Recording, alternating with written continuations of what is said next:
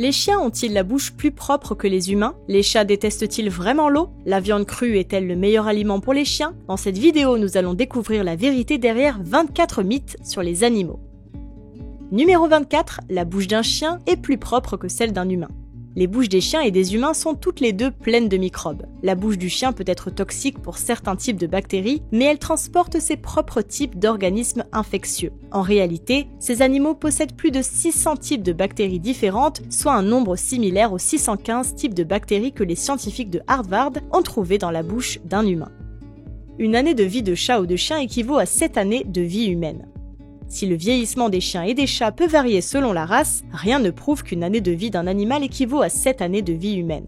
En réalité, cette estimation est un moyen de simplification. Chez les chiens, le processus de vieillissement est beaucoup plus compliqué. Leur première année équivaut à environ 15 années humaines, leur deuxième année 9 années humaines et chaque année suivante 4 années humaines. On pense également qu'après les 6 premières années de vie, le vieillissement s'accélère pour nos amis à fourrure.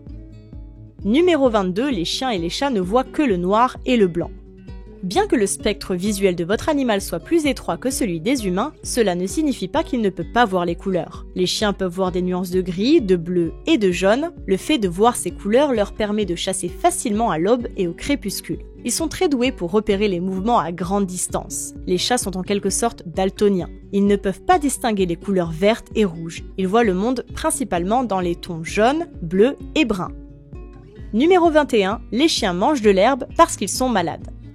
Certaines personnes pensent que si un chien a l'estomac retourné, il mange de l'herbe pour l'aider à vomir, ce qui dérange son système digestif. C'est vrai. Toutefois, des études ont montré que moins de 15% des chiens semblent être malades avant de manger de l'herbe. Il existe d'autres raisons pour lesquelles votre animal pourrait brouter votre pelouse. Les chiens et les chats mangent de l'herbe pour améliorer leur digestion, traiter les vers intestinaux, soulager la constipation ou répondre à certains besoins nutritionnels comme les fibres. Numéro 20, les chiens peuvent exprimer de la culpabilité. Les chiens peuvent ressentir la peur, la tristesse et la joie. Cependant, des études ont montré que les chiens n'ont pas la maturité émotionnelle nécessaire pour ressentir des émotions secondaires, comme la culpabilité et la honte. Cela signifie qu'après avoir mâché votre paire de pantoufles préférée, votre chien ne va pas se sentir coupable ou regretter sa décision. Ce n'est pas parce qu'il ne se soucie pas de vous, c'est simplement que son cerveau n'est pas conçu pour réfléchir à ses actions et y répondre par des émotions. Le regard coupable d'un chien, que l'on voit souvent dans les mèmes internet, est une réaction au langage corporel ou au ton de la voix d'un humain en colère. Numéro 19, les chats peuvent voir dans l'obscurité. Bien que les chats aient une capacité supérieure à voir dans la quasi-obscurité, ils ne peuvent pas voir dans l'obscurité totale. En fonction de la lumière, la forme de la pupille d'un chat peut passer de presque entièrement ronde à une fente verticale. Des études ont montré que la pupille en forme de fente se retrouve généralement chez les animaux qui tendent des embuscades à leur proie et chassent de jour comme de nuit, comme les crocodiles, les chats et les serpents. Les pupilles des chats s'ouvrent beaucoup plus largement à la lumière tamisée que celle des humains, laissant entrer plus de lumière à l'aube et au crépuscule. Numéro 18, les chevaux dorment debout. Tous ceux qui ont un cheval peuvent probablement confirmer qu'ils ont déjà vu leur cher compagnon dormir debout. Bien qu'ils aient l'air d'être dans un état de sommeil complet, lorsque cela se produit, le cheval ne dort pas vraiment, il s'assoupit simplement, c'est-à-dire qu'il fait une légère sieste. Cela est possible parce que leurs jambes peuvent essentiellement se bloquer, les maintenant dans une position verticale. Cependant, lorsqu'un cheval s'endort pour la nuit, il s'allonge. Numéro 17, les chiens remuent la queue pour montrer leur bonheur. Le mythe selon lequel un chien qui remue la queue est amical et heureux est peut-être l'erreur d'interprétation la plus courante. Le langage corporel des chiens est complexe, et bien que les chiens remuent la queue lorsqu'ils sont heureux, ils peuvent aussi le faire par peur, nervosité ou agressivité. Veillez donc à ne pas confondre les signes. Numéro 16, un chien qui bâille a sommeil. Les chiens bâillent pour de nombreuses raisons. Ils le font généralement pour évacuer le stress, comme lorsque vous les emmenez chez le vétérinaire, ou ils bâillent pour réfréner leur enthousiasme lorsque vous sortez la laisse pour les emmener en promenade. Mais cela ne signifie pas réellement que le chien a sommeil ou qu'il s'ennuie. Numéro 15, les chiens lèchent votre visage parce que vous avez un goût salé. Le léchage est un comportement instinctif que les chiens utilisent pour se nettoyer entre eux ou pour communiquer avec vous ou d'autres animaux. Le léchage libère également des endorphines et met votre animal à l'aise. Lorsque votre chien vous lèche le visage, il peut essayer de vous garder propre, de recueillir des informations sur vous ou il peut simplement apprécier la sensation agréable qu'est le léchage. Le fait que vous ayez un goût salé ou que vous ayez des résidus sur le visage joue un rôle. Mais ce n'est pas la raison principale pour laquelle votre chien vous lèche. Numéro 14, les chats ronronnent quand ils sont heureux. Les chats ronronnent souvent lorsqu'ils sont heureux. Cependant, ils peuvent aussi ronronner lorsqu'ils sont stressés, effrayés, blessés ou qu'ils souffrent. Les chats peuvent également ronronner lorsqu'ils sont en train de mourir ou de mettre bas. Des études montrent que les vibrations à basse fréquence produites par le ronronnement ont de nombreux avantages pour la santé. Par exemple, elles réduisent la pression sanguine ou le niveau de stress. Numéro 13, les carottes constituent un excellent régime alimentaire pour les lapins. Il n'y a rien de mieux pour votre lapin qu'un grand bol de carottes croquantes, n'est-ce pas? Faux. Bien qu'il s'agisse d'un fait communément reconnu, l'idée selon laquelle les carottes devraient constituer l'alimentation de base de votre lapin est un énorme mythe. Les carottes, bien qu'elles soient saines et conviennent comme friandises, ne fournissent pas une alimentation adéquate à votre lapin. Avec un régime composé uniquement de carottes, votre lapin tomberait rapidement malade. Numéro 12, la viande crue est l'unique meilleure nourriture pour les chiens.